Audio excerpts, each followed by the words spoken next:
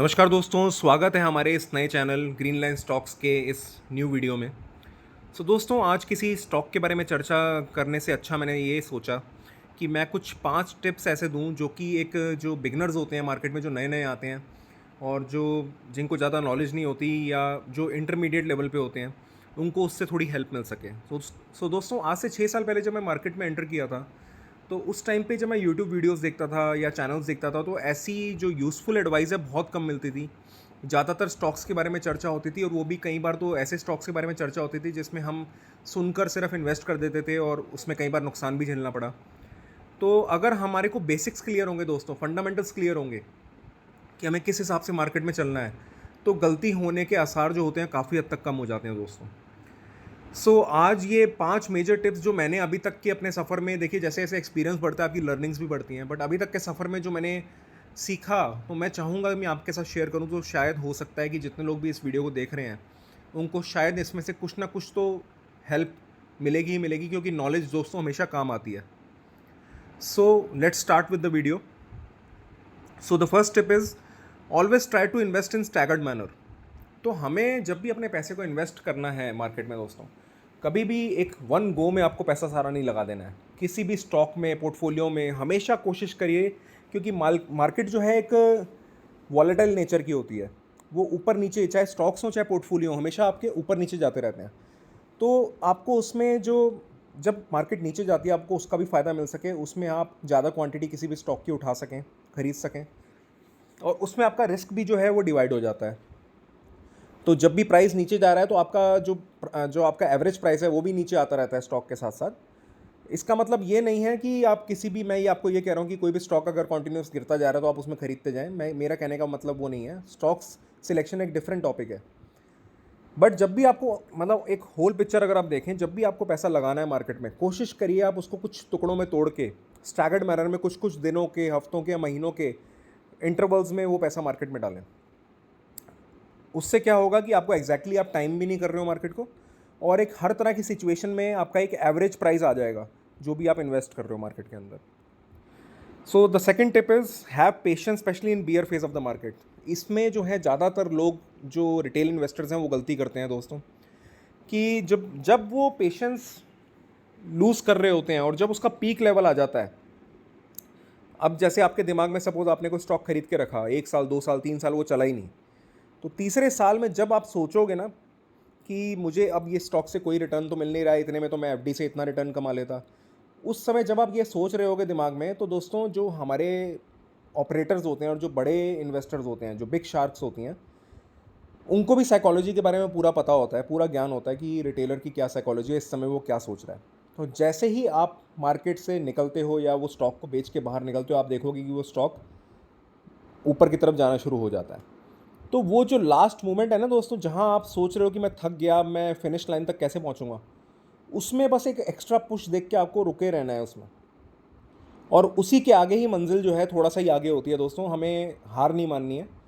तो जो हमारा बियर फेज़ होता है मार्केट का, या जो करेक्शन फेज़ होता है, उसमें हमारे को पूरा धैर्य बना के, पूरी पेशेंस के साथ टिके रहना है। क्योंकि अगर आपने अच्छे स्टॉक चुने हैं दोस्तों, तो कोई डरने की कोई बात ही नहीं है। आज नहीं तो कल जब मार्केट चलेगी तो वो साथ साथ चलेंगे ही चलेंगे। तीसरा सबसे इंपॉर्टेंट पॉइंट है, the most important factor to see in the company other than its fundamentals before buying its management quality. दोस्तों, it is a very important point जो कि मैंने बहुत कम स्पीकर्स को बोलते हुए भी सुना है। हर कोई टेक्निकल्स, फंडामेंटल्स और ये इसकी डिफरेंट पी रेशो और डिफरेंट एस्पेक्ट्स जो हैं फंडामेंटल्स के, ये सब टेक्निकल्स जो हैं वो सब समझाते हैं।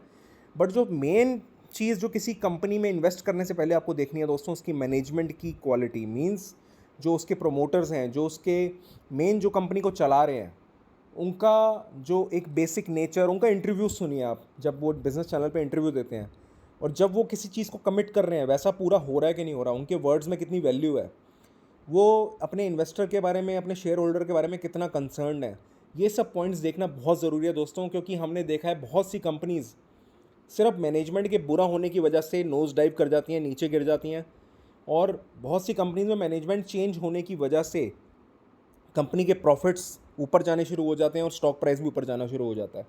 तो मैनेजमेंट क्वालिटी अगर अच्छी होगी ना दोस्तों, तो वॉलेटाइल टाइम्स में भी कंपनी को बाहर निकाल के ले जाएगा प्रमोटर। वो अच्छे डिसीजंस लेगा और अगर मैनेजमेंट क्वालिटी अच्छी नहीं है तो वो बनी बनाई कंपनी को भी बिगाड़ देगा। तो अगर मैनेजमेंट अच्छी है दोस्तों तो कंपनी का फ्यूचर आगे ब्राइट है ही है, वो आपको देखना ही है, ब्राइट दिखना ही है। तो आपको इस फैक्टर को बिल्कुल भी नज़रअंदाज नहीं करना। और ये कोई क्वांटिटेटिव फैक्टर नहीं है कि आप किसी चीज़ से मेजर कर लोगे, इसके लिए आपको अपनी सिक्स सेंस चाहिए और साथ में आपको मैनेजमेंट के इंटरव्यूज़ देखते रहना है कि एक आइडिया लग जाता है दोस्तों बात करने के तरीके से प्रोमोटर्स के, कि वो कितना विश्वास दिखाते हैं अपनी कंपनी में और कितना कंसर्न रहते हैं अपने शेयर होल्डर्स के प्रति। Fourth point is don't be over defensive और over aggressive in your approach. तो ओवर डिफेंसिव मतलब ऐसा भी नहीं करना है आपको कि बिल्कुल ही घबराहट के मारे आप पैसा लगा ही नहीं रहे हो, या लगा रहे हो तो सिर्फ एक ही सेक्टर में लगा रहे हो, एक ही सेगमेंट में लगा रहे हो, लार्ज कैप्स में सिर्फ पैसा लगा रहे हो। तो वैसा बिल्कुल नहीं करना है दोस्तों। कभी कभार क्या होता है कि रिस्क ना लेना ही सबसे बड़ा रिस्क होता है आपकी लाइफ के लिए। तो थोड़ा सा डिफेंसिव और थोड़ा सा एग्रेसिव दोनों को मिक्स करके अपनी अप्रोच बनानी है मार्केट की तरफ। कुछ पैसा स्मॉल कैप में भी डालना है आपको, कुछ मिड कैप में भी डालना है, कुछ लार्ज कैप में भी डालना है। मतलब हर तरह का जो है अपना मिक्सचर आपको बना के पोर्टफोलियो क्रिएट करना है मार्केट में। ऐसा नहीं कि एक स्टॉक हमें बहुत ज़्यादा पसंद आ गया है तो बहुत ही अच्छी कंपनी है, हमने सारा पैसा उसी में डाल दिया, भाई अब तो देखी जाएगी, इस पर तो बहुत ही ट्रस्ट है। इतना ज़्यादा ट्रस्ट भी किसी कंपनी पर नहीं करना, चाहे वो कितनी भी अच्छी क्यों ना हो। तो अपना मिक्सचर मतलब चारों तरफ पैर अटका के रखने हैं। अगर बाई चांस किसी कंपनी में रातों रात कोई ऐसी न्यूज़ आ जाए या कंपनी का बिजनेस चौपट हो जाए तो बाकी के जो पोल्स हैं उस पर उसके सहारे आप खड़े रहो। तो इस चीज़ का ज़रूर ध्यान देना है। Fifth point is stay away from intraday futures and options and unpredictable penny stocks.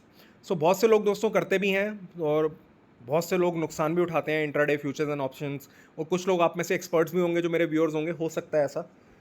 But मेरा जो वीडियो है वो मेनली उन लोगों के लिए है, एक रिटेल इन्वेस्टर के लिए जो मार्केट में न्यू हैं और या फिर इंटरमीडिएट लेवल के हैं, 2-3 साल ही हुए आए हुए।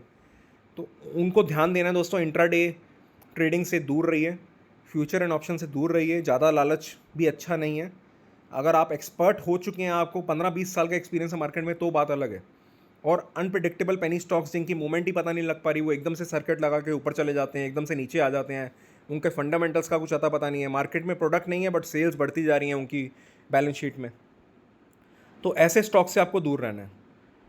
सो दोस्तों ये मेजर 5 चीज़ें भी अगर आपने इनकॉर्पोरेट कर ली अपनी ट्रेडिंग में या अपनी इन्वेस्टमेंट्स में, सॉरी ट्रेडिंग में मैं इन द सेंस बोल रहा हूँ पोजिशनल ट्रेडिंग, जो आप कुछ महीनों के लिए पोजीशन उठाते हैं 6 to 8 मंथ्स के लिए, कि आज ख़रीदा और 6 से 8 महीने के बाद आपने प्रॉफिट लेके उसको बेच दिया, वो फिर भी आप कर सकते हैं। बट इंट्राडे ट्रेडिंग से आप दूर रहेंगे तो ज़्यादा अच्छा रहेगा। क्योंकि अभी पीछे आपने देखा होगा ज़ीरोधा ने भी अपना एक डेटा निकाला था जिसमें उसने बताया था कि ट्रेडिंग में 95% जो उसके कस्टमर्स हैं वो लॉस कर रहे हैं। तो उनकी भी एक स्टडी थी ये, तो उससे भी हमें सीखना चाहिए कि हमें इन चीज़ों से दूर रहना है। हमें जब भी कोशिश करनी है कि हमें इन्वेस्टमेंट करके रखना है और लॉन्ग टर्म इन्वेस्टमेंट करके रखना है। एट द सेम टाइम जो हमारी इन्वेस्टमेंट्स हैं उन पर नज़र भी ज़रूर रखनी है कि जो जैसा हमने जिस कंपनी के बारे में सोचा है वो वैसी ही चल रही है या उसमें किसी में कुछ गड़बड़ है, कोई न्यूज़ तो नहीं है। ये सब चीज़ों को अपडेट ज़रूर रहना है, पर डरना नहीं है दोस्तों, अवेयर रहना है।